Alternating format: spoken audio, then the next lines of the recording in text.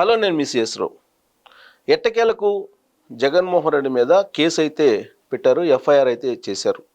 రఘురామకృష్ణరాజు మీద సిఐడి వాళ్ళు చేసినటువంటి అప్పట్లో సంఘటన మీద. అయితే ఇప్పుడు జగన్మోహన్ రెడ్డి మీద ఫర్దర్గా చర్యలు తీసుకునే అవకాశం ఉందా? అసలు చంద్రబాబు నాయుడు ప్రభుత్వం ఏ పందాలో వెళ్తుంది అనే దాని మీద విశ్లేషణ తీసుకునేటువంటి ప్రయత్నం చేద్దాం. ప్రస్తుతం మన దగ్గర సువేరా గారు ఉన్నారు, శంకర వెంకటేశ్వర గారు ఎంతో ఇంటాక్ట్ అవుతుంది. సార్ నమస్తే. నమస్కారం సార్. చాలా రోజుల నుంచి వెయిట్ చేస్తున్నారు.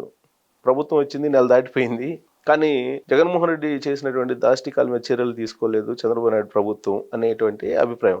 ఎట్టకేలకు రఘురామకృష్ణరాజు కంప్లైంట్ చేసిన కంప్లైంట్ మీద రియాక్ట్ అయ్యి ఎఫ్ఐఆర్ అయితే చేశారు. సో దాంతో స్టార్ట్ అయినట్టేనా? స్టార్ట్ అయింది అంటే అది రఘురామకృష్ణరాజు గారికి ఉన్న పరపతిని బట్టి అయింది. కానీ నిజంగా అప్పుడు జరిగిన దాష్టికాలు అన్నిటి మీద కనుక చర్య మొదలయ్యేటట్టయితే డాక్టర్ సుధాకర్ రెడ్డి అంశం దగ్గర నుంచి మొదలవ్వాలి. కేసు అక్కడ రీఓపెన్ చేయాలి. ఆయన తీసుకెళ్లి పిచ్చి హాస్పిటల్లో పెట్టి ఆయనకి మతిస్థిమితం లేదని మందులు వాడటం, ఆయనకి జరిగిన అమానుషం చాలా దారుణమైంది. అది ఒకసారి మరి ముఖ్యమంత్రి గారు అక్కడ ప్రభుత్వం నెమరేసుకుంటే బాగుంటుంది. ఆయన ఒక దళిత వర్గానికి చెందినటువంటి ఉన్నతమైన విద్యావంతుడు. తర్వాత మరి దర్యాప్తుల లోటుపాట్లు కార్ డ్రైవర్ సుబ్రహ్మణ్యం విషయంలో కూడా జరిగింది. తర్వాత రాజమండ్రిలో శిరోముండనం జరిగింది. అమర్నాథ్ గౌడ్ అనే కుర్రాడుని పెట్రోల్ పోసి తగలబెట్టింది. కిరణ్ అనే కుర్రాడిని లాకప్ డెత్ చేసింది. అబ్దుల్ సలాం ఇవన్నీ కూడా అనేకం ఉన్నాయి. ఈ కాకుండా తాడేపల్లి కేంద్రంగా జరిగిన అమానుషాలు చాలా జరిగినాయి. వాటన్నిటి మీద కూడా మొదలు పెట్టాలి.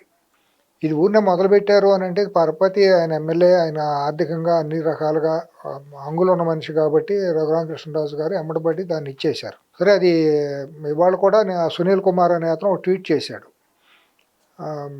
ఇది 3 సంవత్సరాలు అయిపోయిన కేసుని సుప్రీంకోర్టు కూడా కొట్టేసిన కేసుని మళ్ళీ కేసు అని పెట్టి మీ విఘ్నతకు వదిలేస్తున్నాం, మీరు దాని మీద ఎట్లా ఇది చేస్తారని చెప్తా మా క్రమశిక్షణ ఉల్లంఘనతో మాట్లాడాడు.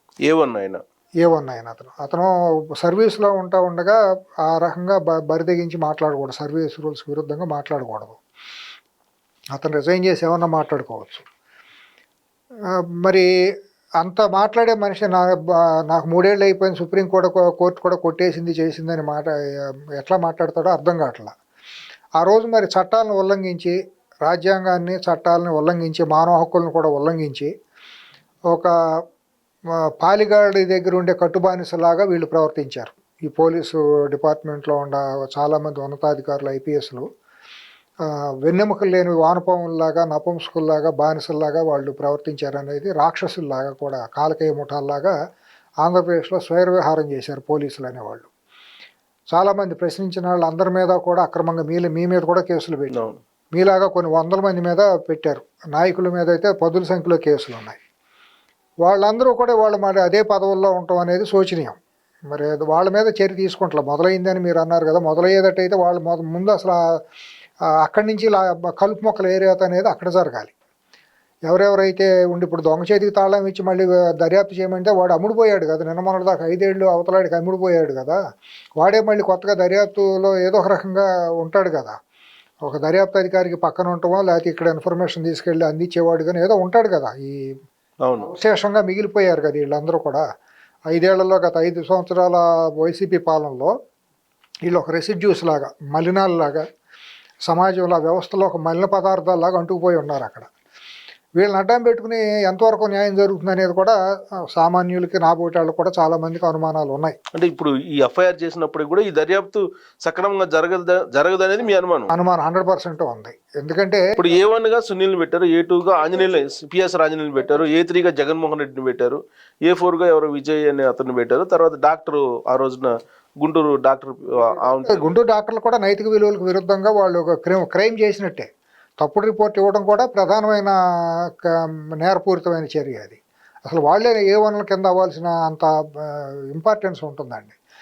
ఒక సిబిసిఐడి ఐపీఎస్ అయ్యింది డీజీ క్యాడర్లో ఉన్న మనిషి అమానుషంగా ఒక ఎంపీని తీసుకెళ్ళి రాత్రిపూట అక్కడ నిర్బంధించి దగ్గరుండి వీడియో తీపిచ్చి కొట్టేస్తాడు, వీడియో తీపిచ్చి అంత రాక్షసానందం పొందిన దాంట్లో ప్రధాన పాత్ర పోషించడం అంటే సామాన్యంగా కాదు కదండి ఆ దారుణం అనేది. ఆయన కాబట్టి తట్టుకోగలిగాడు. ఎందుకంటే మరి అన్ని రకాలుగా డబ్బులు ఉన్నాయి, అది తీసుకొచ్చి మరి మిలిటరీ హాస్పిటల్లో చేరటం వలన ఆయన ప్రాణాలతో బయటపడ్డాడు. హార్ట్ సర్జరీ చేస్తుంది వదిలిపెట్టండి అని చెప్పి అన్నా గానీ పైన పడి గుండెల మీద ఎక్కువ అత్యాయతనం చేశారని ఆయన. అతనికి అంత డబ్బు ఉంది కాబట్టి మరి కేవీ రామచంద్రరావు గారు లాంటి ఒక వ్యక్తికి వియ్యంకుడుగా ఉన్నాడు కాబట్టి హంగు ఆర్భాటాలు ఉన్నాయి కదా. పారిశ్రామికవేత్తగా, సంపన్నుడిగా, ఒక అగ్రవర్ణానికి చెందిన వ్యక్తిగా, ఒక ఎంపీగా అన్ని ఆర్భాటాలు ఉంటేనే ఆ రకంగా ఇబ్బందులు పడ్డాడు. ఢిల్లీలో ఎంతో కొంత లాబింగ్ చేసుకునే స్తోమత ఉన్న లీడరు కదా. మరి అటువంటి లేని వ్యక్తి మరి పిచ్చి హాస్పిటల్లో బంధించబడ్డాడు కదా డాక్టర్ సుధాకర్. మీరు చూశారు కదా, ఆయనకి పనికిమాలిన మందులన్నీ కావాలని ఇచ్చేశారు కదా. ఇంత రాక్షసంగా జరుగుతా అంటే ఎఫ్ఐఆర్ బుక్ చేయడం అనేది రాజ్యాంగపరంగా, చట్టపరంగా అది ప్రాథమికంగా చేసి తీరాలండి. ఆ సుప్రీంకోర్టు చాలా తీర్పుల్లో చెప్పింది. ఎఫ్ఐఆర్ చేయను అనడానికి ఎటువంటి అధికారం లేదు. దాదాపు 4 రోజుల నుంచి ఆయన పోరాడుతున్నారు ఎఫ్ఐఆర్ చేయమని. ఏదైనా సరే ఒకసారి రాగానే సీడీలో కేసు డైరీలో రాసి పంపిస్తారండి పోలీసులు. అది కుదరదు, రాగానే ఏదైనా కంప్లైంట్ వస్తే ముందు ఎఫ్ఐఆర్ బుక్ చేయండి అని చెప్పి సుప్రీంకోర్టు కొన్ని పదుల కేసుల్లో తీర్పు ఇచ్చింది. పోలీసులు దాన్ని దేశవ్యాప్తంగా కూడా పట్టించుకుంటారు. అయిన వాళ్ళ కాకులో కానాళ్ళ కంచాలో పెడతారు. వాళ్ళకి కావాలనుకుంటే క్షణాల్లో ఎఫ్ఐఆర్ బుక్ చేస్తారు, లేదనుకుంటే ఎప్పుడో చేసిన ఎఫ్ఐఆర్లను కూడా క్లోజ్ చేసేస్తారు. ఏం దర్యాప్తు మామ అనిపించేసి ఏమీ లేదని చెప్పి వాళ్ళ చేతుల్లోనే ఉంది కదా. ఎఫ్ఐఆర్ అయినంత మాత్రాన్ని ఉరేం వేయటానికి ఏమీ లేదు, శిక్ష పడిపోదు. ఎఫ్ఐఆర్ అంటే ప్రాథమికంగా ఇన్ఫర్మేషన్, ప్రాథమిక సమాచార పత్రం ఎఫ్ఐఆర్ అంటే. దాంట్లో అదే ఎఫ్ఐఆర్ అవగానే ఏమీ లేదు. దాన్ని పోలీసులు దుర్వినియోగం చేస్తున్నారు. ఎఫ్ఐఆర్ అయిన దాన్ని అడ్డం పెట్టుకుని అమాయకులను హింసించడం చేయటం అనేది భారతదేశంలో జరుగుతుంది. మరో పక్కేమో ఎఫ్ఐఆర్ లేకుండా మేము దర్యాప్తు చేయలేము కాబట్టి ఎఫ్ఐఆర్ చేయాల్సిందేనని చెప్పి కోర్టులు చెబుతాయి. అక్కడ కొద్దిగా రెండింటి మధ్య ఇది ఉంది. ఇప్పుడు దీంట్లో కూడా ఆయన బాధితుడు, ఆయన దగ్గర సాక్ష్యాధారాలు ఉన్నాయి. డైరెక్ట్ ఆయనే బాధితుడు. నన్ను పలానా వ్యక్తి కొట్టాడు, పలానా వ్యక్తి చేశాడు, ఈ వీడియో తీసి చూపించారు, ఇవన్నీ చెబుతున్నారు కదా. లోక్సభలో కూడా సబ్మిట్ చేశారు. సుప్రీంకోర్టులో కూడా అక్కడ చెప్పారు ఈ రకంగా జరుగుతుందని చెప్పి. తర్వాత గుంటూరు హాస్పిటల్లో డాక్టర్లు ఇచ్చిన తప్పుడు రిపోర్ట్లకి, సికింద్రాబాద్ హాస్పిటల్లో, ఆర్మీ హాస్పిటల్ ఇచ్చిన రిపోర్ట్లకి రెండింటికి కూడా విపరీతంగా కనిపించింది. అక్కడేమీ లేదంటే ఇక్కడేమో ఫ్రాక్చర్లు అవన్నీ వచ్చినాయి. ఆయన చూపించాడు కూడా, అరికాళ్ళు పాదాలన్నీ కూడా కొట్టేసింది, చేసింది, అవన్నీ కూడా చూపించాడు. అంత దుర్మార్గంగా చేస్తే అసలు ఆ కేసు ఏంటి, ఏమన్నా మర్డర్ కేసు పోనీ ఆయన మీద ఉంది? కాదు కదా. సోషల్ మీడియాలో పోస్టులు వేసిన వాళ్ళు ఎంతమందిని కొట్టారండి? పిల్లల్ని తీసుకెళ్ళి, హైదరాబాద్ నుంచి తీసుకెళ్ళి సాఫ్ట్వేర్ పిల్లల్ని, జర్నలిస్టులని ఎంతమందిని తీసుకెళ్ళి పోలీస్ స్టేషన్లో పెట్టి చిత్రహింసలు చేశారండి. పిన్నెల్లి రామకృష్ణారెడ్డి ఉన్న మాచర్ల పోలీస్ స్టేషన్లో ఎంతమందిని చిత్రహింసలు చేశారండి. కానీ కడిగిన ముత్యం నిజాయితీ పరుడిని నేనని చెప్తున్నాడు ఇన్వెస్టిగేషన్ లో. ఏ గూటి పక్షులు ఆ గూటికి వెళ్తాయి అని ఇన్వెస్టిగేషన్ లో చెప్తున్నారు వాళ్ళు. ఆయన చెప్పింది రాసుకుంటారు మరి. ఎందుకంటే అక్కడ వాళ్ళే కదా, వాళ్ళు వేసుకున్న పోలీసులే కదా వాళ్ళందరూ. వాళ్ళ మౌచేతికి నీళ్లు తాగిన దౌర్భాగ్యులందరూ కాకి బట్టలు వేసుకుని, సంఘ విద్రోహ శక్తులన్నీ కాకి బట్టలు వేసుకుని వాళ్ళ పోలీసుల రూపంలో ప్రజాస్వామ్యంలో నడుస్తుంది. ఏం చేస్తాం? దౌర్భాగ్యం అంటుంది. వాళ్ళు చట్టాలు కాపాడాల్సిన వాళ్ళు. దాని మీద పర్యవేక్షించాల్సిన కోర్టులు కూడా నోటుకు వచ్చినట్టు రోజుకు ఒక రకమైన తీర్పులు ఇవ్వటం, రోజుకు ఒక రకమైన వ్యాఖ్యానాలు చేయటం చాలామంది న్యాయమూర్తులు చేస్తున్నారు. మీరు రామకృష్ణారెడ్డి పిన్నెలది మీరు అబ్జర్వ్ చేశారు లేదు, ఆయన ఇన్వెస్టిగేషన్ చేసినప్పుడు ఆ రోజున గన్మెన్ లేరు, నేను బయటికే వెళ్ళలేదు, అసలు రక్షణ లేకపోయినందువల్ల అసలు పాల్వాయి పోలింగ్ కేంద్రానికి అసలు నేను ఎప్పుడు వెళ్ళాను అంటున్నాడు. వీడియో ఏమైనట్టు? వీడియో ఏమైనా మార్ఫింగ్ వీడియోనా? అదే కదా వాళ్ళు చెప్పేది. మార్ఫింగ్ వీడియో కాదు కదా, ఎలక్షన్ కమిషన్ పెట్టిందే కదా. ఆ రోజు ఎలక్షన్ కమిషన్ కూడా తప్పులో భాగస్వామ్యం ఉన్నట్టే కదా. ఎలక్షన్ కమిషన్ ఆ వీడియోని బయటికి తీసుకురాకుండా ఎలక్షన్ కమిషన్ సీఈఓ ఉన్న వ్యక్తి ఏం చేశాడు, ఆ వీడియో బయటికి ఎట్లా వచ్చిందో వాళ్ళ మీద చర్యలు తీసుకుంటామని బెదిరించాడు. అతను ఐఏఎస్ఆ ఏమన్నా పనికిమాలిన పశువులు కాసుకునే వాళ్ళు కూడా ఆ భాష మాట్లాడారు గ్రామాల్లో. బాధ్యత ఉన్న మనిషి ఎవడన్నా మాట్లాడతాడు? అసలు రాజ్యాంగాన్ని రక్షించాల్సిన ఐఏఎస్ మాట్లాడాల్సిన భాష అనేది సభ్య సమాజంలో ఉన్నాడా, లేకపోతే అనాగరికమైన ప్రపంచంలో ఉన్నాడు అనుకుంటున్నాడా, లేకపోతే ఏమనుకుంటున్నాడు? దాని మీద ఎంక్వైరీ చేశారు మళ్ళీ. అసలు ఎవరు దాన్ని రిలీజ్ చేశారండి? ఎవరు చేస్తారు? వాళ్ళు చేయాలి. ఎవరు చేసేమంది ఎలక్షన్ కమిషన్ గుప్పెట్టనే ఉంటుంది. బయట వాళ్ళు ఎవరు చేస్తారు? ఇప్పుడు వాళ్ళే దొంగ, వాళ్ళే దర్యాప్తు చేయాల్సింది వాళ్ళే. ఈ పరిస్థితుల్లో దర్యాప్తు అనేది సజావుగా జరిగి తీరాలండి. దీంట్లో ఆ రోజు వీడియో తీసింది ఎవరు, ముసుగులు వేసుకొచ్చి కొట్టింది ఎవరు? ఇప్పుడు హత్య కేసులో ప్యారేడ్ పెడతారు దోషుల్ని పట్టుకుంటానికి, ఐడెంటిఫికేషన్ ప్యారేడ్ అనేది పెడతారు. ఈయన చెబుతున్నాడు, బాధితుడు చెబుతున్నాడు, పలానా సునీల్ కుమార్ ఆధ్వర్యంలో పలానా డిఎస్పీ ఐఓగా విజయరావు ఒక అతను ఉన్నాడు, అతను తర్వాత ప్రమోషన్ కూడా ఇచ్చి చేశారు.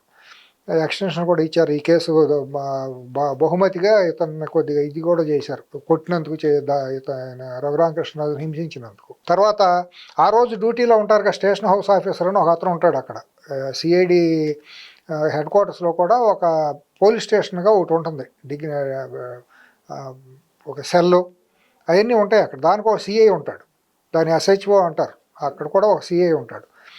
ఎవరిని తీసుకొచ్చిన విచారణకు అతను అనుమతి లేనిదే విచారణ చేయడానికి వీల్లేదు. ఇది రూల్. ఇవన్నీ అక్కడే అన్నీ రాసుకోవాలి, ఎంట్రీలు రాసుకోవాలి, విచారణ అది ఇన్ని గంటలు చేసాం, ఇన్ని చేసాం అంతా రాసుకోవాలి. ఆ రోజు ఇదిగో సెంట్రీ పాలన కానిస్టేబుల్ ఉన్నాడు, వీళ్ళు డ్యూటీలో ఉన్నారు. మామూలు పోలీస్ స్టేషన్లో లాగానే అక్కడ కూడా అందరూ ఉంటారన్నమాట. వాళ్ళందరినీ బయటికి తీసుకురావాలి. ఇప్పుడు వాళ్ళందరి మీద దర్యాప్తు జరగాల్సిందే. వాళ్ళందరినీ పిలిచి ఇంట్రాగేషన్ చేస్తే సమర్థుడైన అధికారిని తీసుకొచ్చి వాళ్ళన్నీ చెబుతారు ఏం జరిగింది, ఏం చేయలేదని. ఒక ఉన్నతమైన అధికారి చెప్పండి, కింద సిఐలు ఎస్ఐలు కొట్టరుగా ఒక ఎంపీని.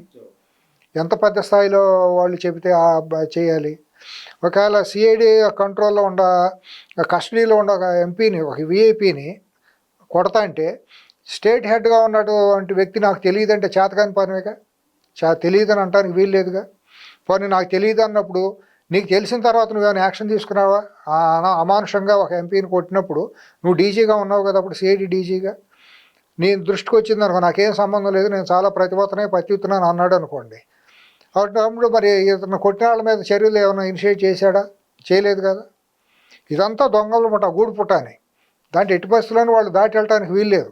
భారతదేశంలో చట్టాలు కనుక చక్కగా వాటి పని చేసి దర్యాప్తులో కనుక ఎటువంటి ఇది లేకుండా నిష్పక్షపాతంగా కఠినంగా కనుక జరిగితే ఏ దొంగ దాటిపోవటానికి వీలు. కానీ చట్టాన్ని తన పని తాను చేసుకొని పోనివ్వటం లేదు. ఇక్కడ ఒకవేళ దాటిపోతే ఏంటంటే ముఖ్యమంత్రిగా ఉన్నటువంటి జగన్మోహన్ రెడ్డి దాటిపోవచ్చు ఈ కేసులో. ఎందుకంటే ప్రత్యక్ష ప్రమేయం దీంట్లో లేదు కాబట్టి. అతను వీడియో చూశాడు, ఈయన అప్రహెన్షన్ ఏంటంటే ఇక్కడ నుంచి వీడియో రికార్డ్ చేసి ఆయన చూశాడు అని ఆయన తప్పించి ఆయన వీడియో చూశాడు, ఇదే వీడియో ఆయన చూశాడని ఎక్కడ ఆధారాలు లేవు ఏమండి. డైరెక్ట్గా దీంట్లో హిట్ అయ్యేది మాత్రం 100% అఫీషియల్స్. ఇన్ కేస్ రేపు ఈ ఇద్దరు అఫీషియల్స్ కనుక అప్రూవర్ లాగా మారి మమ్మల్ని ఆయన కొట్టమన్నాడంటే అందుకనే కొట్టాం, లేకపోతే మాకు తెలియదు అని కనుక వీళ్ళు మరి ఇంట్రాగేషన్లో కనుక బయటపడితే వాళ్ళలో ఎవరన్నా మరి చూసినట్టు A3 కాబట్టి A1 A2 చెప్తే A3 దగ్గరకు వస్తారేమో. దాంట్లో నెంబర్లో ఏం ప్రధానం ఏం కాదండి. A1 A2 మాత్రాన ప్రధానను లాస్ట్లో ఉన్నాడు కాబట్టి లేదు. రేపు పొద్దున్న ఛార్జ్ షీట్లో 100వ వాడు 1వ వాడుగా కూడా అవ్వచ్చు. దర్యాప్తు అధికారులు అక్కడ వచ్చే తీసుకుంటాన్ని బట్టి స్టేట్మెంట్లను బట్టి దర్యాప్తులు ఎవరు ఏంటన్నప్పుడు రేపు A4గా ఉన్న ముఖ్యమంత్రిగా చేసినటువంటి జగన్మోహన్ రెడ్డి A1గా కూడా వచ్చు కాన్స్పిరేటర్. ఈ కేసులో ఖచ్చితంగా విచారణ ఎదుర్కోవాల్సిందేనా జగన్మోహన్ రెడ్డి? నేను చేయను అంటానికి లేదండి. వాళ్ళు కోర్టులోకి వెళ్ళి ఏమన్నా ఖరీదైన లాయర్లను పెట్టుకుని వాళ్ళకు అనుకూలమైన పరిస్థితులు సృష్టించుకుని అక్కడ ఢిల్లీలో ఉండాలి గాడ్ ఫాదర్లతో మాట్లాడుకుని ఏమన్నా చేసుకోగలిగితే తాత్కాలికంగా మీరు దర్యాప్తు చేసుకోండి, కానీ మా అరెస్ట్ చేయొద్దు. అందరికి ఇచ్చినట్టు ఇప్పుడు అందరూ ముందస్తు బెయిల్లో ఆల్మోస్ట్ ఒక 7-8 మంది తీసుకొచ్చుకున్నారుగా. అదే కదా. ఇప్పుడు మరి ఆ కోర్టు కూడా ఎట్లా కన్సిడర్ చేసింది అనేది కేసు మొత్తం చదివితే కానీ తెలియదండి. ఊహాజనితంగా పలానా కేసులో నా మీద కేసు పెట్టబోతున్నారు, నాకు యాంటిసిపేటరీ బెయిల్ ఇవ్వండి అనే మాట ఎట్టా అడుగుతారో వాళ్ళు కోర్టు ఎట్టా కన్సిడర్ చేసింది అనేది తెలియదండి. అది చాలా ప్రీమెచ్యూర్డ్. నాకున్న అవగాహన ప్రకారం అయితే మాత్రం ఇప్పుడు కేసు పూర్వపరాలు పరిశీలించకుండా దాని సివియారిటీని పరిశీలించకుండా నువ్వు అసలు ఎట్లా దొంగలకి ఈ రకంగా వెసులుబాటు ఎట్లా ఇస్తావు? ఒక దర్యాప్తు అధికారిని ఒక కేసు దర్యాప్తుని కోర్టులు ఎట్లా అడ్డుకుంటాయి? ఏ చట్టం ప్రకారం అడ్డుకుంటాయి? సుప్రీంకోర్టు ఎన్ని 100,000 జడ్జిమెంట్లు ఇచ్చింది. సుప్రీంకోర్టు కంటే అతీతులు కాదుగా హైకోర్టు జడ్జిలు. హైకోర్టులో కూడా ఎన్ని జడ్జిమెంట్లు వచ్చినాయి? ఎక్కడా కూడా దర్యాప్తుని అడ్డుకునే హక్కు రాజ్యాంగం కల్పించాల. అవును, విచారణని అడ్డుకుంటే అసలు విచారణ ముందుకు పోదు. సామాన్యులు సఫర్ అయ్యేవాళ్ళు సామాన్యులు వాళ్ళు మరి బాధితులు అయిపోతారు, వాళ్ళు ఇదైపోతారు, అన్యాయానికి గురవుతారు కోర్టులు కనుక. నా కేసులో కడప పోలీసులు మన ఇంటికి వచ్చారు. దాంట్లో అసలు ఒక వీడియో చేసాం అంతే. ఆ వీడియోకి సంబంధించి ఆధారాలు కూడా ఉన్నాయి. ఆ రోజు ఏదో గ్రాఫ్ బాగలేదని ఎమ్మెల్యేని పిలిపించి మాట్లాడారని దానికి వీడియో చేసాం. దాని మీద కడప పోలీసులు అసలు సీఎం గురించి అక్కడ ఎమ్మెల్యే గురించి చేసాము. వాళ్ళిద్దరు కాకుండా ఎవరో మధ్యలో ఒక వ్యక్తి కంప్లైంట్ చేశారు, ఎఫ్ఐఆర్ చేస్తే ఇంటికి వచ్చారు. దాని మీద కోర్టుకి వేస్తే అరెస్ట్ చేయకుండా మీరు ఆర్డర్ ఇవ్వండి అని చెప్పి అడిగితే అవసరం లేదని చెప్పి దాన్ని పెండింగ్ పెట్టారు. ఇష్టమండి. ఇవాళ న్యాయ వ్యవస్థ ఎట్టా ఉందంటే అయినాళ్ళ కాకుల్లో కానాళ్ళ కంచాల్లో వాళ్ళకి కావాలి అనుకున్న వాళ్ళకి ఏ రకమైన తీర్పులైనా ఇస్తారు, అందరూ వెసులుబాట్లైనా ఇస్తారు. కాదు అనుకుంటే 53 రోజులు చంద్రబాబు లోపల పెట్టలేదా? చంద్రబాబు కంటే మీరేమైనా ఎక్కువ? అంతేనండి. ఇప్పుడు జడ్జికి ఎవరైనా ఆయన ఇష్టం విచక్షణ విచక్షణాధికారం అనే పేరుతో విశృంఖలత్వం జరుగుతుంది ఇవాళ భారతదేశ న్యాయ వ్యవస్థలో. దానికి ఒక అకౌంటబిలిటీ లేదు. రాజకీయపరమైన ఒత్తిడి ఉందని చెప్పి వాళ్ళే చెబుతున్నారుగా, ఒత్తిళ్ళు ఉన్నాయని. ఒత్తిడి రిజైన్ చేయాలి. ఆ పవిత్రమైన పోస్టులో కూర్చుని ఎట్లా చేస్తారు? అపవిత్రమైన ఏదో రాజకీయపరమైన ఒత్తిడి ఉందని చెప్పి సుప్రీంకోర్టు జడ్జిలే కొంతమంది చెబుతున్నారుగా. రిజైన్ చేసి ఇంటికి వెళ్ళిపోవాలి. ఆత్మవంచంతో ఎందుకు ఉద్యోగాలు చేసి ఎవరినో బాధిస్తారు? సమాజాన్ని బాధిస్తారా వీళ్ళు తప్పుడు నిర్ణయాలతో, తప్పుడు తీర్పులతో? కాదు కదా. వీళ్ళు ప్రమాణం చేసి అంతరాత్మ సాక్షిగా త్రికరణ శుద్ధిగా ప్రమాణం చేసి దేవుడి మీద లేదా వాళ్ళ కన్న తల్లిదండ్రుల మీద ప్రమాణం చేసి రాజ్యాంగ పదవిలోకి ఎక్కుతారు. కనీసం ఇది ఉండాలి కదా, విచక్షణ ఉండాలి కదా. మనం ఆత్మసాక్షి ప్రకారం మనం చేశాము, జీతాల కోసం కాదు చేసేది, మనం ఒక న్యాయం కోసం ధర్మం కోసం అనే కదా. వాళ్ళు అందుకనే కదా న్యాయమూర్తులకు అంత గొప్పగా విలువిచ్చేది. ఒక డాక్టర్కి ఒక న్యాయమూర్తికి సమాజం ఎందుకు విలువిస్తుంది? వాళ్ళ యొక్క ఔన్నత్యాన్ని గుర్తెరిగి గొప్పవాళ్ళు వీళ్ళు, న్యాయాన్ని సంరక్షించాల్సిన వాళ్ళు వీళ్ళు అని మనం సమాజంలో వాళ్ళకి అంత ప్రయారిటీస్ ఇస్తున్నాం. లేకపోతే వీళ్ళు అందరిలాంటి ఉద్యోగస్తులే కదా, అంతే కదా, సమానం, అంత మంచి పెద్ద ఏం కాదు కదా.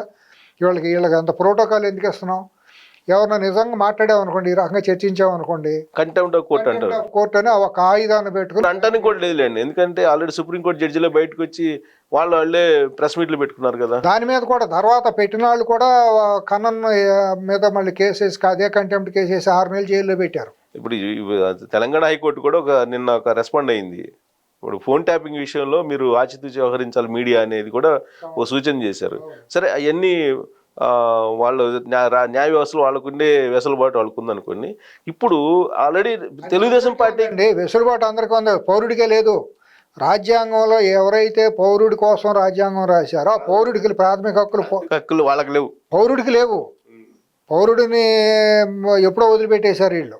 4 వ్యవస్థలో ఇవాళ సుష్టుగా బ్రహ్మాండంగా బాగుపడిపోతున్నాయి తప్పించి ఆ వ్యవస్థలు ఎవరి కోసం పనిచేయాలో వాళ్ళు మాత్రం సఫరింగ్ అవుతున్నారు భారతదేశంలో. ఇవాళ కోర్టులో కేసు వెళ్తే ఏ రోజు వస్తుందో మనకు తెలియదు, మన తరాలు ఎన్ని తరాలు అవుతాయో తెలియదు. వద్దు అనుకుంటే అంబానీలు అదానీలు కేసులు తెల్లారేపాటికి బెంచ్ మీదకి వచ్చేస్తాయి, కావాలనుకున్న చోటకు వచ్చేస్తాయి.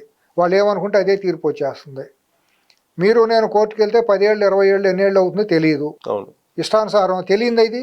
ఇది నగ్న సత్యం, కనిపించిన సత్యాలే కదా.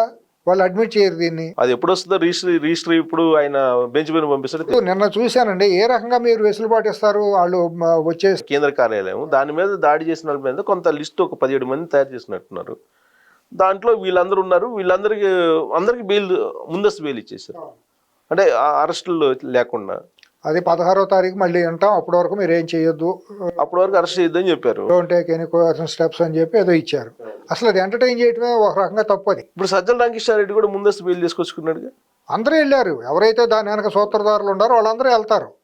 మీరు అంత నీతిమంతులు, మేము పెద్ద పీకుడు వాళ్ళ వీరులు అని చెప్పినప్పుడు మీరు ఎందుకంత గుమ్మడికాయ దొంగ అంటే భుజాలు తొడుక్కుంటాం? ఇప్పుడు ఒకరిని చంపేసేయండి చంద్రబాబు నాయుడు వెళ్ళిపోతాడని చెప్పేసి ఎవిడెన్స్ ఉన్న కేసులో కూడా ఇప్పుడు మరి జోగి రమేష్కి కూడా బెయిల్ ఇచ్చారు. వాళ్ళు ఎవరికైనా ఇచ్చేస్తారు, ముందస్తు బెయిల్ ఎవరికైనా ఇస్తారు. ఈ ఎంతమందికి గత 5 ఏళ్లలో ఇదే న్యాయమూర్తులు ఎంతమందిని తృణీకరించి పక్కకు పడేశారు చెప్పండి? సోషల్ మీడియా పోస్టులు పెట్టిన వాళ్ళని ఎంతమందిని వదిలేశారు చూడండి. ఎంతమంది మీద ఇది చేశారు. అమెరికాలో ఉండే అసభ్యంగా జడ్జిల గురించి అందరి గురించి మాట్లాడితేనే వాళ్ళ మీద ఏం యాక్షన్ తీసుకోవాలి ఈ న్యాయ వ్యవస్థ. హైదరాబాద్లోనూ అనకాపల్లిలోనూ ఆంధ్రప్రదేశ్లోనూ ఎక్కడన్నా ఉండి మాట్లాడితే వాళ్ళని తీసుకొచ్చి కనీస మానవత్వం కూడా లేకుండా సెల్లో పెట్టారు కరోనా టైంలో. అట్లీస్ట్ ఇప్పుడు ఎవిడెన్స్ కూడా లేదు. 41 నోటీస్ ఇష్యూ చేసిన దాన్ని కోర్టులో వేసినా కానీ కోర్టులో వాళ్ళు ముందస్తు బెయిల్ ఇవ్వలేదు, ఇచ్చేది లేదు. ఇవ్వలా, నాకు కూడా ఇవ్వలేదు. చాలా మంది ఉన్నారు, చాలా మందికి ఇవ్వలేదు. ఆంధ్రప్రదేశ్ లో కొన్ని 100 మంది ఉన్నారు. కనీసం వీళ్ళకి నోటీసులు కూడా ఇంకా పంపించినట్లేదు, ఏమీ లేదు. వెళ్ళారు వాళ్ళ ఇష్టానుసారం అండి, ఏం చేస్తాం. ఇవాళ రేపు కూడా ఇప్పుడు రేపు ఈ కేసు కూడా అదే జరగబోతుందా? అంతే, దాన్ని ఆడుకుంటారు వీళ్ళు. రఘురామకృష్ణరాజు ఫైల్ చేసిన కేసు ఆడుకుంటారండి. ప్రభుత్వం కనుక సరైన ఫర్మ్గా లేకపోతే, ఇప్పుడు నడుస్తున్న తీరులో కనుక ప్రభుత్వం నడిచేటట్టయితే వాళ్ళు ప్రభుత్వాన్ని ఆడిస్తారు. కుక్క తోకనే ఊపుతుంది కదా, కానీ తోక వేలు కుక్కను ఊపే పరిస్థితి వస్తుంది అనమాట. ఎందుకు ఉంది సార్? ఇప్పుడు యాక్చువల్గా 2019లో జగన్మోహన్ రెడ్డి అధికారంలోకి వచ్చిన తర్వాత ఎంతమందిని అరెస్ట్ చేశారు అనేది మనం అచ్చెన్నాయుడు దగ్గర నుంచి చాలా మంది, దాదాపు 1 డజన్ మందిని జిల్లాకు ఒకళ్ళని తీసుకొచ్చి ప్రధానంగా ఉన్న వాళ్ళందరినీ కూడా మీరు మొత్తం ఆ చివరి నుంచి లిస్ట్ రాసుకుంటూ వచ్చారు అనుకోండి. అచ్చెన్నాయుడు గారి దగ్గర నుంచి మొదలెట్టి చింతకాయల అయ్యనపోతుడు గారు, నేను అక్కడి నుంచి ప్రభాకరు, తర్వాత కృష్ణా జిల్లా వచ్చే అతను రవీంద్ర, దూలిపల్లి నరేంద్ర, దూలిపల్లి నరేంద్ర, చింతమనేని ప్రభాకరు, నేను ప్రభాకరు, ఇలా చాలా మందిని అరెస్ట్ చేసుకుంటూ పోయారు. మొత్తం వరుసనే ఇష్టానుసారంగా కేసులు పెట్టుకుంటూ వెళ్ళిపోయారు. అందరిని జైల్లో పెట్టేసేసి అందరినీ జైల్లో పెట్టారు కావాల్సినట్టు. అక్కడ జేసీ ఫ్యామిలీ వాళ్ళని వీళ్ళందరినీ రాసుకుంటూ వెళ్తే అనంతంగా ఉంది. వీళ్ళకి అనుకూలంగా ఏదన్నా ప్రభుత్వంలో జరిగే లోటుపాట్లని ప్రశ్నించినా కూడా వాళ్ళని కూడా తీసుకెళ్లి లోపలేసేసారు, హింసించారు, రోజుల తరబడి కూర్చోబెట్టారు. ఒక జర్నలిస్టులని మిమ్మల్ని అందరినీ ప్రధానమైన ఛానల్ వాళ్ళందరినీ కూడా తీసుకెళ్ళి కావాలని చేశారు. అర్ధరాత్రి బెడ్రూమ్ లో కూడా వచ్చేసారు పోలీసు. చేశారు. మరి అప్పుడు ఈ కోర్టులు ఎవరో కూడా ఇదేంటి తప్పు మీరు చేసేదని ఎక్కడ కూడా కఠినంగా మీరు మీ లిమిట్స్లో ఉండండి, మీరు లిమిట్లు దాటుతున్నారని పోలీసులను ఎక్కడ హెచ్చరించలేదు. ఇవాళ వచ్చేసి వెసులుబాటులు దొరుకుతున్నాయి వాళ్ళకి. ప్రభుత్వం కూడా సాచివేద్వారంతోనే ఉంది తప్పించి ఈ ప్రభుత్వం కూడా కఠినంగా వ్యవహరిస్తుందనే నమ్మకం అయితే నాకు లేదు. 30 రోజులు అయిపోయింది చంద్రబాబు నాయుడు ముఖ్యమంత్రి 4వ సారి. మరి ఈ 30 రోజుల్లో ఆయన చేసింది ఏంటి అని అంటే మీకు క్లుప్తంగా ఏమర్థం అవుతుంది? ఆయన గతంలాగానే ఉన్నాడు, అంతమించి మనం ఊహించేది లేదు, అంతకంటే గొప్పగా వస్తుందని నేను ఎప్పుడు అనలేదు. మనం కూడా అనుకున్నాం ఆయనలో ఏం మార్పు రాదు, అంతే ఉంటుంది. అంతమించి ఊహించడం ఆశించడం తప్పు. ఆయన ఆ రకంగానే పరిపాలిస్తాడు, బాధితులుగానే ఉంటారు. 2014-19 మధ్య సఫర్ అయిన వాళ్ళు సఫరర్స్గానే మిగిలిపోతారు, వాళ్ళకేమీ రిలీఫ్ దొరకదు. కక్ష సాధింపు చర్యలకు తావు లేదు అంటాడు కానీ అభివృద్ధి అనే దీని మీద ఈయన వెళ్తూ ఉంటాడు. పాత వాళ్ళు ఎవరెవరైతే గత 5 ఏళ్లలో అక్రమాలు, అన్యాయాలు, దుర్మార్గాలు, దారుణాలు చేసిన పోలీసులు ఉన్నారో వాళ్ళు మళ్ళీ అదే పోస్టులో ఉంటారు, దాంట్లో సందేహం లేదు. ఇప్పుడు అసలు ప్రభుత్వంలో జగన్మోహన్ రెడ్డి ఉన్నట్టు అనిపిస్తుందా మీకు, చంద్రబాబు నాయుడు ఉన్నట్టు అనిపిస్తుందా? ఎడం చేయి తీసి పొరచేయి పెడతాను అన్నాడు అంట. గతంలో ఒక సామెత ఉండదు, నీ ఎడం చేయి పెట్టకూడదు, నేను నా పొరచేతితో పెడతాను అన్నాడు. రెండింటికి ఒకటే తేడా. ఇవాళ 19-24 మధ్య ఎవరైతే అక్కడ తెగ బలిసిపోయారు, అడ్డంగా బలిసిపోయారు అవినీతితోనూ అక్రమాలతోనూ, వాళ్ళని తొలగించడం వాళ్ళకి కూడా సాధ్యం కావట్లా.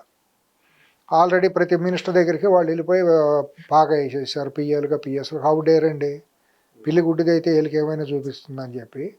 ఇప్పుడు మన చేతకాంతనమేగా వాళ్ళు ఇంకా కంటిన్యూ అవుతున్నారు అని అంటే డిపార్ట్మెంట్లో పేర్లతో సహా చెప్పొచ్చు. మైనింగ్ డిపార్ట్మెంట్లో అనిత దగ్గర, హోమ్ మినిస్టర్ దగ్గర ఉన్నారు. మీకు ఎందుకంటే ఇంకోటి కూడా చెబుతా, స్టాంప్స్ అండ్ రిజిస్ట్రేషన్స్లో మొన్న ల్యాండ్ టైటిలింగ్ యాక్ట్ గురించి మొత్తం అంతా చేసి దుర్మార్గమైన చట్టానికి రూపకల్పన చేసిన వ్యక్తిని ఇంకా అక్కడే పెట్టేయటం, అతను కితాబులు ఇస్తా అంటే, మంత్రులే కితాబులు ఇస్తా అంటే ఏమనుకోవాలి? రెవెన్యూ మంత్రి కితాబు ఇస్తున్నాడు బ్రహ్మాండంగా, నీ పెర్ఫార్మెన్స్ అద్భుతంగా ఉందని చెప్పి. దాని అర్థం ఏంటి, ఏం మెసేజ్ వెళ్తుందండి? ల్యాండ్ టైటిలింగ్ యాక్ట్ మీదేగా మీరు ఫైట్ చేసింది. అది ల్యాండ్ టైటిలింగ్ యాక్ట్ జగన్మోహన్ రెడ్డికి తూ అంటే తారాదు కదా, తయారు చేసింది ఎవరు? ఆఫీసర్సే కదా. వాళ్ళు ప్రజా వ్యతిరేకులు, ప్రజా కంటకుల కింద లెక్కేగా. వాళ్ళు నిజంగా కనుక ఇది చేయటం తప్పండి అని మేము చేయడానికి వీల్లేదండి, ఇది ప్రజలకు వ్యతిరేకం అనే మాట చెప్పాలిగా. ఎంత పరిపాలకుడు, రాజ్యాంగంలో 3 స్థాయిలు ఉంటాయి, ఎగ్జిక్యూషను, పైనేమో ఈ లెజిస్లేషన్, ఇవన్నీ ఉంటాయి. వాళ్ళు చెప్పినా కూడా వీళ్ళు కాదండి అనే హక్కు వీళ్ళకి ఉందిగా, రాజ్యాంగపరంగా వీళ్ళకి రక్షణ చర్యలు ఉన్నాయి. ఫైల్ మూవ్మెంట్ లేకపోతే వీళ్ళు ఏం చేస్తారు? వీళ్ళు డిసెంట్ రాయొచ్చుగా, మేము రాయటానికి వీల్లేదు. ప్రజలే కదా అంతిమంగా చేయాల్సింది, వీళ్ళు ప్రజల కోసమే కదా. వీళ్ళేమో పాలకులకి బానిసలు కాదు కదా ఉద్యోగస్తులు అంటే. అల్టిమేట్గా ఈ వ్యవస్థలన్నీ ప్రజల కోసం చేయాల్సిన పనులు. అట్లా కాకుండా మేము బానిసలం, పాలకులకే బానిసలం, పాలకులు ఏం చెబితే అది మేము చేయాల్సిందేనో, గడ్డి తినమంటే గడ్డి తింటాం, అశుద్ధం తినమంటే అశుద్ధం తింటామని దిగజారిపోతున్నారు వాళ్ళ పోస్టుల కోసమనో వాళ్ళ అవినీతి కోసం. అటువంటి వాళ్ళని మళ్ళీ ఇంకా వీళ్ళు సమర్థిస్తున్నారంటే ఏమనుకోవాలండి? మైనింగ్ వాడు వెంకటరామరెడ్డి రోజుకు పుంకాలుగా వస్తున్నాయి, వాడి మీద చర్య లేదు.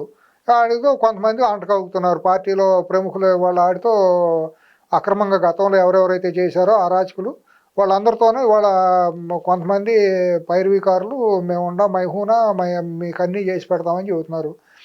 డిఫాక్టో షాడో క్యాబినెట్లు నడుస్తున్నాయి, హైదరాబాద్లో మొదలవుతున్నాయి. ప్లేసులు తెలియదు, హైదరాబాద్లో షాడో క్యాబినెట్లు ఉన్నాయి, ఏపీకి సంబంధించిన వాళ్ళు ఇక్కడ పెట్టుకుని ఇక్కడి నుంచి నడుపుతున్నారు పరిపాలన అంతా కూడా. అది ఏమవుతుంది అక్కడ కొంతమంది బెజవాడలో, కొంతమంది అక్కడ షాడో టీములు. అల్టిమేట్గా ఏమవుతుందో అర్థం కావట్లేదండి. నెల రోజులంటే టూ షార్ట్ అనుకోండి, యాక్షన్ కూడా లేదు కదా. యాక్షన్ అన్నా ఒకసారి వేయటం ఎందుకు, ఒకసారి తీయటం ఎందుకంటే, రాగానే ఎమ్మటనే మొన్న ఐఏఎస్లు కొంతమందిని వేశారు కదా, మళ్ళీ వారంలో మళ్ళీ తీసేయటం దేనికండి? అసలు ఎందుకు కదల్చడమే, ఒక వారం రోజులు కదిలిసి ఒక్కసారి తీసేస్తే అయిపోతుంది కదా. తొందరపడి చేయటం, విమర్శలు వచ్చినాయని మళ్ళీ మార్చేసేయటం. విమర్శలు రాకుండా ఉంటాయో మీకు తెలీదా? ఒక ప్రిన్సిపల్ సెక్రటరీ స్థాయిలో ఐఏఎస్లకి పోస్టులు ఇస్తున్నారంటే 5 ఏళ్ల క్రితం నువ్వు ముఖ్యమంత్రిగా చేసావుగా. 40 ఏళ్ళ చరిత్రలో ఐఏఎస్లు ఎవరో 2000 ఇవాళ ప్రిన్సిపల్ సెక్రటరీ చీఫ్ సెక్రటరీ స్థాయికి వచ్చారంటే దాదాపు 2000లో వాళ్ళు కొత్తగా ఈ 4గోసారి సీఎం ఉమ్మడి ఆంధ్రప్రదేశ్లో 2 సార్లు, ఇక్కడ విడిపోయిన ఆంధ్రప్రదేశ్ 2వ సారి సీఎంగా దిగిపోయినప్పుడు వచ్చిన వాళ్ళే కదా వాళ్ళు చీఫ్ సెక్రటరీ స్థాయికి వచ్చిన వాళ్ళు, ఐఏఎస్లు అప్పుడు రిక్రూట్ అయిన వాళ్ళే కదా. 1999, 2000, 2004 ఆ స్థాయిలో వచ్చిన వాళ్ళే కదా. ఈయనకి అవగాహన లేకుండా ఉండదు కదా ఏఐఏఎస్ ఏంటనే. ప్రతిపక్ష నాయకుడిగా ఉన్నప్పుడు కూడా తెలుసు కదా. గత 5 ఏళ్లలో ఏఐఏఎస్ ఐఐపిఎస్ ఎట్లా చేశాడు అనేది తెలీదా ప్రధాన ప్రతిపక్ష నాయకుడికి? మనందరికీ తెలుసు కదా. మరి అసలు అది చర్యలు కనపట్టలేదు. పైగా ఇప్పుడు మినిస్టర్స్ అనితను అచ్చెన్నాయుడు ఏదో తొలి రోజుల్లో 2 మాటలు అన్నారు, చూద్దాం క్యాడర్కి ఏదో కొంచెం ఉత్సాహపరిచేలాగా. మాట్లాడాలండి, మాట్లాడకపోతే ఎట్లాగండి? క్యాడర్కి ఒక గ్యాలప్ ఇవ్వాలి కదా. ఆ హుషారు కూడా లేకపోతే క్యాడర్ నిరాశపడిపోతుంది. కానీ ఈ మధ్యకాలంలో రాంప్రసాద్ రెడ్డి వాళ్ళ వైఫ్ ఇన్సిడెంట్ జరిగిన తర్వాత చంద్రబాబు నాయుడు ఇచ్చినటువంటి ఒక స్టేట్మెంట్ తోటి కంప్లీట్ సైలెంట్ అయిపోయారు క్యాబినెట్ మొత్తం. అది మరి వాళ్ళు ఆలోచించుకోవాలండి, తండ్రి కొడుకు. ఇవాళ ఇంకోటి కూడా నేను చెప్తాను సిఎస్ గారు, ఇవాళ ప్రభుత్వం అక్కడ గెలిచిందంటే కేవలం చంద్రబాబు గారు లోకేష్ గారు మూలానేమి వాళ్ళు భ్రమి మా మీదే మా మూలానే మేము అధికారంలోకి వచ్చామని అనుకుంటే తప్పండి, తప్పుని చెందినట్టే. పవన్ కళ్యాణ్ కూడా నేను నా ఇమేజ్ మూలానే అధికారంలోకి వచ్చేసామనుకుంటే వాళ్ళు భ్రమంలో ఉన్నట్టే. చాలా వాళ్ళు రియాలిటీలోకి రావాలి. వాళ్ళని చూసేసి ఇన్ని రావాలండి. ప్రజలు 124 రావుగా. ప్రజలు సఫరర్స్ చాలామంది కార్యకర్తలు కసితో పనిచేశారండి. సఫర్ అయిన వాళ్ళందరూ, రియల్గా ఉన్న వాళ్ళందరూ వీళ్ళు లీడ్ చేశారు, వాళ్ళందరినీ లీడ్ చేశారు. లీడర్కి వచ్చే ప్రయారిటీ మీకు వచ్చింది, మీకు పదవులు మీకు వచ్చినాయి.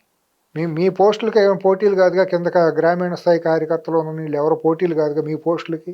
వాళ్ళు కోరుకునేది ఉపశమనం కోరుకుంటారు, అన్యాయం చేసిన వాళ్ళ మీద చర్యలు కోరుకుంటారు. ఎవరెవరైతే సఫర్ చేసి ఆఫీసర్లుగా ఉండి క్షేత్రస్థాయిలో వీళ్ళని ఇబ్బంది పెట్టారో, ఎవరైతే వేల కోట్ల రూపాయలు దోచేశారో వాళ్ళ మీద యాక్షన్ కోరుకుంటారు. వాళ్ళు కోరుకునేది ఆ కసితో. మిమ్మల్ని ఎందుకు గెలిపించుకున్నారు, ఈ పెంటను వదిలించుకోవాలి, ఆయన వస్తే బాగుంటుంది, వీళ్ళ మీద చర్యలు తీసుకుంటాడు అని కొంత ఉపశమనం కోరుకుంటారు. ఇప్పుడు పెద్ద పెద్ద సినిమాలకి హీరో చూసి సినిమాలకి ఎందుకు వెళ్తారంటే లాస్ట్లో విలన్ చెత్తగొట్టేసేటప్పటికి ఆ రిలీఫ్తో బయటకు వస్తాడు.